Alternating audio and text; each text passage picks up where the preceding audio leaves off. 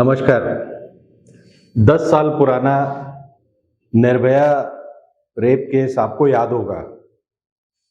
तब से बहुत कुछ हुआ, सरकारें बदल गईं, बहुत सारे प्रॉमिसेस हुए, बहुत सारे गीत गाए गए, बहुत सारे लोग उस आंदोलन से, अन्ना से लेकर किरण बेदी और केजरीवाल तक, और बाद में जब सबको पता चला कि उसके पीछे भाजपा और आरएसएस थे, तो सभी को बहुत फायदा हुआ उस आंदोलन से, जो शुरू हुआ था निर्भया के निर्दयी रेप से। आज मैं आपको एक कहानी सुनाता हूँ। कहानी नहीं, ये हकीकत है, लेकिन कहानी के रूप में आपको सुनाता हूँ, जिससे आपका मन घृणा से भर जाएगा। एक आदमी है, उसका नाम है बालेश धनकर।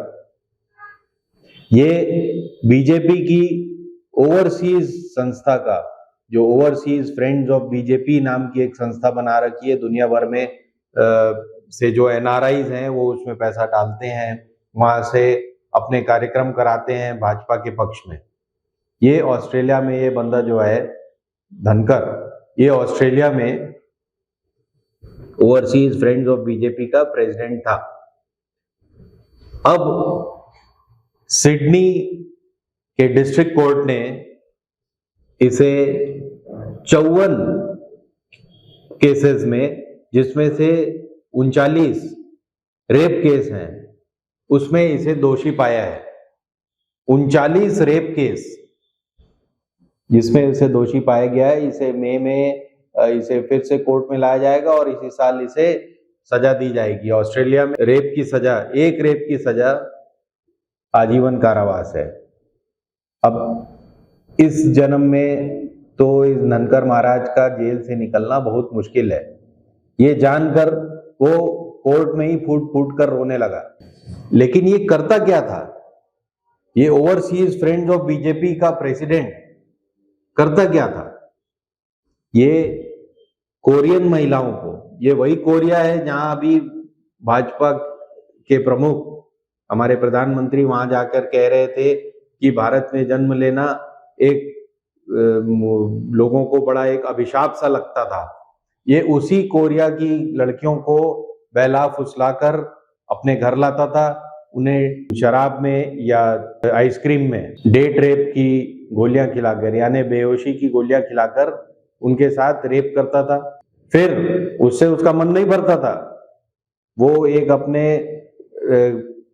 बेडरूम में उसने एक अलार्म क्लॉक लगा रखी थी, जिसके अंदर एक छुपा हुआ कैमरा था। ये उस कैमरे से उस पूरे रेप कांड की फिल्म बनाता था। फिल्म इतनी घटिया थी, 47 फिल्में उसने बना रखी थी। ये केस है 2018 का, जब उसके घर पे ऑस्ट्रेलिया की पुलिस पहुंची सिडनी में, तो वो देखकर हैरान रह गई कि उसने 47 फिल्में अपने लैपटॉप में बनाकर रखी हुई थी और उनको कैटलॉग कर रखा था उन लड़कियों के नाम से जिनका कि उसने रेप किया था। और क्योंकि ये लड़कियां बेहोश होती थी, और डेट रेप एक ऐसी दवाई है जिसका आपको बाद में बहुत कुछ याद नहीं रहता कि आपके साथ क्या गुजरा है। ये मामला कैसे खुला? ये मामला तब खुला जब एक लड़की को अचानक होश आ गया रेप के बीच में, तो उसने फिर शोर वोर मचाया, अपने दोस्तों को बुलाया और उसने कंप्लेंट करी पुलिस से। वो लड़की नई नई कोरिया से ऑस्ट्रेलिया आई थी, उसे महानुभाव ने नौकरी का झांसा देकर अपने घर बुलवा लिया था। तो ये कांड ऐसे खुला, और इतने घटिया और इतने रद्दी रेप के जो इसने वीडियो बना रखे थे, जूरी ने कुछ वीडियोस देखने के बाद ब्रेक लेना जरूरी समझा और बाकी रेप के वीडियोस देखने से मना कर दिया। ऑस्ट्रेलियन पेपर्स ने इसे ऑस्ट्रेलिया का सबसे घटिया सीरियल रेपिस्ट करार दिया है। सिडनी मॉर्निंग हेराल्ड वगैरह की रिपोर्ट अगर आप पढ़ लेंगे तो आपको आश्चर्य होगा कि ऐसा आदमी बीजेपी से संबंधित था। और ये क्या करता क्या है ऑस्ट्रेलिया में? ये करता है, ये सॉफ्टवेयर इंजीनियर है, और वहां पे ये वहां के जितने भी इंडियंस हैं जो वहां सेटल्ड हैं ऑस्ट्रेलिया में, उनको आपस में मिलाकर ये संगठन इसने बनाने का यही काम ये करता था वहां पे। 2014 में जब मोदी जी ऑस्ट्रेलिया गए थे तो उनका वहां एक स्टेडियम में कार्यक्रम हुआ था, अगर आपको याद होगा। ये देखिए, इस कार्यक्रम को इस धनकर महाराज ने ऑर्गेनाइज कराया था। उस समय ये बड़े गर्व से ट्वीट करते थे कि 16,000 लोगों की जगह है स्टेडियम में, लेकिन मुझे 27,000 लोगों का और ये मिला है, आने का रिक्वेस्ट मिला है। अब ये भगवान जाने सच कहते थे, झूठ कहते थे, ये क्या कहते थे, इनके दिमाग में तो ये कूड़ा भरा हुआ था जो अब निकलकर सामने आ चुका है। अब इससे जुड़ा हुआ इसी तरह का एक किस्सा पिछले 4 महीने से दिल्ली में खेला जा रहा है। इसमें मुख्य जो कैरेक्टर हैं वो, उनका नाम है बृजभूषण शरण सिंह, और ये है गोंडा से हमारे माननीय एमपी। मैंने एक वीडियो में आपको बताया था कि किस तरह से योगी ने, जो चीफ मिनिस्टर है उत्तर प्रदेश के योगी आदित्यनाथ ने, उन्होंने यूपी के 4 जिले बृजभूषण शरण सिंह को दे रखे हैं ताकि वो वहां पे अपना बाहुबली राज चलाते रहे। उनमें से गोंडा एक लोकसभा सीट है जहां से ये एमपी है, और ये 12 साल से कुश्ती संघ के अध्यक्ष हैं। अब कुश्ती करने वाली एक लड़की विनीता फोगट, जिसका नाम है, वो कह रही है कि इसने पिछले 12 सालों में पता नहीं कितनी लड़कियों को छेड़ा होगा। जनवरी में ये बच्चे, ये जो हमारे कुश्ती के हीरोज हैं, ये सड़क पे आ गए। किसी पर भी, भारत में आप सब इस बात को ठीक से समझते हैं, किसी भी लड़की द्वारा किसी भी अपने से ताकतवर, अपने सीनियर या अपने कुश्ती संघ के अध्यक्ष पर अगर कोई इल्जाम लगाती है छेड़छाड़ का या रेप का, तो उसके पहले वो 100 बार अपने घर में मर चुकी होती है। उसके बाद वो सड़क पर आती है। जब उसकी कोई सुनवाई नहीं हो रही होती तब वो सड़क पर आती है। तो ये जनवरी में साक्षी मलिक और ये बाकी 8-10 पहलवान ये सड़क पर आए, जंतर मंतर पे इन्होंने ये धरना दिया। उसके बाद शोर शराबा हुआ और एक कमेटी बनाई गई, जैसा कि इंडिया में होता है, हर चीज की जांच एक कमेटी करती है। और पीटी उषा नाम की एक पुरानी एथलीट, जिसने अभी अपने रंग दिखाने शुरू किए हैं, उसको इसका अध्यक्ष बनाया गया। उस कमेटी ने 3 महीने पता नहीं क्या जांच की, उसकी कोई रिपोर्ट नहीं दी गई है। इन पहलवानों को ना कोई उसकी रिपोर्ट दी गई, ना उन्हें बताया गया। अब आप सुनिए कि माननीय मंत्री जी क्या कह रहे हैं, किस तरह से शब्दों की जलेबी बना रहे हैं, ये सुनिए। जहां तक आप रेसलर्स की बात करते हैं, पूरे रेसलिंग में से कुछ खिलाड़ी अगर आज जंतर मंतर पर बैठे हैं, उनसे किसने बात की? मैं अपना पूरा दौरा रद्द करके हिमाचल प्रदेश का 12 घंटे बैठा हूं। 12 घंटे, 7 घंटे एक दिन, 5.5 घंटे अगले दिन, पूरी बातें सुनी। रात के 2-2:30 बजे प्रेस कॉन्फ्रेंस की, उनसे पूछ के कमेटी बनाई गई। अब कंप्लेंट करने वाले कमेटी नहीं बनाते, लेकिन सरकार को बनानी थी, हमने बनाई। उन्होंने कहा नहीं, एक बंदा और ऐड कीजिए। उन्होंने बबीता फोगाट का नाम दिया, हमने उसको भी ऐड करने का काम किया। हमारे मन में कुछ नहीं, हम निष्पक्ष जांच चाहते थे, ओवरसाइट कमेटी उसके बीच में देखी, उन्होंने देखने का काम किया। और ओवरसाइट कमेटी के आगे जो भी अपनी बात रखना चाहता था उसको अवसर दिया गया, किसी के ऊपर कोई रोक नहीं थी। इंडियन ओलंपिक एसोसिएशन का, हमने सरकार भी नहीं कहा, इंडियन ओलंपिक एसोसिएशन अपनी कमेटी बनाएगी और 45 दिन के अंदर चुनाव कराएगी, निष्पक्ष चुनाव होंगे, नई बॉडी आएगी। उसमें जो इंटरनल कंप्लेंट कमेटी है वो उस पर कार्रवाई कर सकती है। बाहर कोई भी किसी पुलिस थाने में कभी भी एफआईआर करवा सकता है, किसी के ऊपर अगर लगता है। अगर 8 साल पुराना मुकदमा भी होगा तो 8 साल पहले भी हो सकती थी एफआईआर, आज भी हो सकती है। लेकिन पुलिस भी प्रिलिमिनरी इंक्वायरी करती, दिल्ली पुलिस ने कहा प्रिलिमिनरी इंक्वायरी करेंगे और जो उसमें आता है उसके बाद अगली कार्रवाई करेंगे। क्योंकि जो WFI के जो चीफ हैं वो एक भाजपा के सदस्य हैं, मेंबर ऑफ पार्लियामेंट हैं, तो निश्चित रूप से सरकार उनको बचाना चाहती है। तो मुझे इस बात की समझ नहीं है कि जब सुप्रीम कोर्ट ने आदेश दे दिया कि अगर कोई भी बयान दे कि ऐसा ऐसा उनके साथ हुआ है और वो एक ऑफेंस बनता है पीनल कोड के अंतर्गत, तो एफआईआर तो लाजमी दर्ज होनी चाहिए, लेकिन फिर भी दर्ज नहीं हो रही। और ये बात तो जनवरी से चल रही है और आज की बात यह है कि इस बीच में एक कमेटी बैठी, कमेटी ने रिपोर्ट दी, वो रिपोर्ट भी पब्लिक नहीं हो रही। अब आप सोचें कि ये लड़कियां जो दोबारा अप्रैल में 3 महीने बाद फिर से जंतर मंतर पर आ चुकी हैं और फिर से वही इल्जाम लगा रही हैं।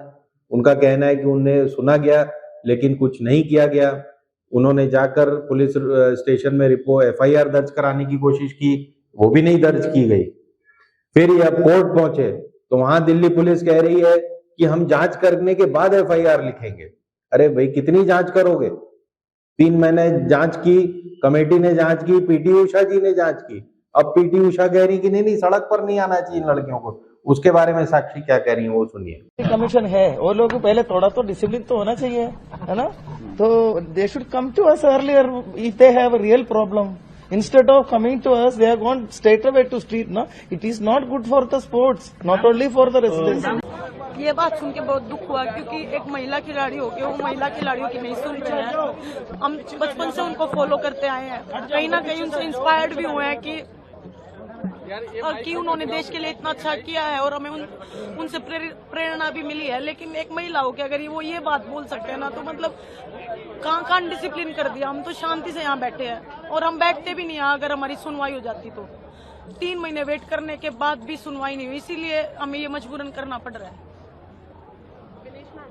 बहुत ही दुखदायक है PT उषा जैसे लोगों का ये कहना। अब आप ये सोचें कि एक MP ये बृजभूषण शरण सिंह क्यों इतना इंपॉर्टेंट है बीजेपी के लिए या योगी के लिए या पता नहीं किसके लिए, कि इतनी सारी लड़कियां जो मेडल जीत कर लाती हैं देश के लिए, वो कह रही है उनको सुनने वाला कोई नहीं है। तो पता नहीं वहां यूपी में क्या करते होंगे महाराज बृजभूषण शरण जी। तो क्यों इतना इंपॉर्टेंट है? क्यों? इसलिए कि वो अपने आसपास की 10-20 सीटों पर प्रभाव रखते हैं, विधानसभा की और कम से कम 3-4 लोकसभा की। तो आज वही सबसे इंपॉर्टेंट है। अब ये जो बालेश महाराज हैं, इनको दुख हो रहा होगा कि इनका केस इंडिया में क्यों नहीं हुआ।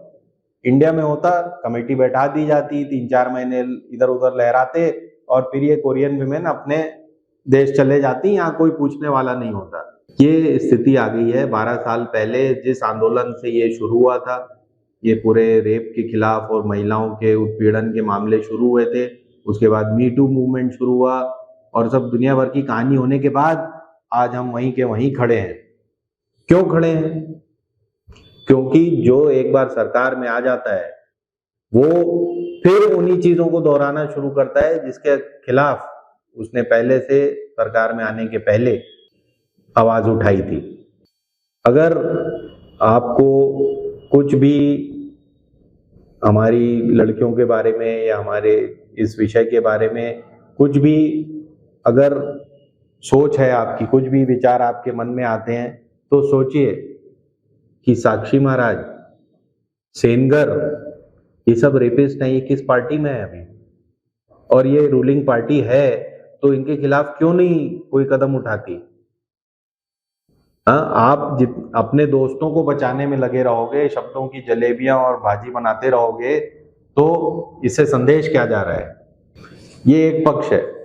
दूसरा पक्ष है बेदम कांग्रेस का, बेदम विरोधियों का। ये इतने पस्त पड़े हुए हैं कि इनसे ये मुद्दा भी नहीं उठाया जा रहा। इनसे अभी ये राहुल गांधी, प्रियंका गांधी ट्वीट करके मस्त हो जाते हैं, ये वहां नहीं जा रहे। जनपद तक जहां पे ये धरना स्थल दे रहे हैं, जंतर मंतर तक, वहां तक जाने की इनकी हिम्मत नहीं हो रही। ना इनके कोई ये जितने MPs हैं 40-50, इनमें से कोई वहां जा रहा है। ऑपोजिशन यूनिटी की बातें बंद कमरों में हो रही हैं। जो लड़कियां पस्त हो रही हैं, जो लड़कियां परेशान हो रही हैं, इस गर्मी में भी धरना दे रही हैं, बेवकूफ थोड़ी हैं कि अपने ऊपर ऐसे लांछन उठाने का मौका देंगी लोगों को। उनके पास जाकर क्यों नहीं मिल रहे ये लोग? इन्हीं जो सब्जेक्ट्स हैं, उत्पीड़न, रेप और मी टू मूवमेंट, इन्हीं सब्जेक्ट्स की वजह से इनकी गवर्नमेंट गई थी। लेकिन इनके अकल में नहीं आ रहा कि इनको वहां जाकर इन लड़कियों को सपोर्ट करना चाहिए।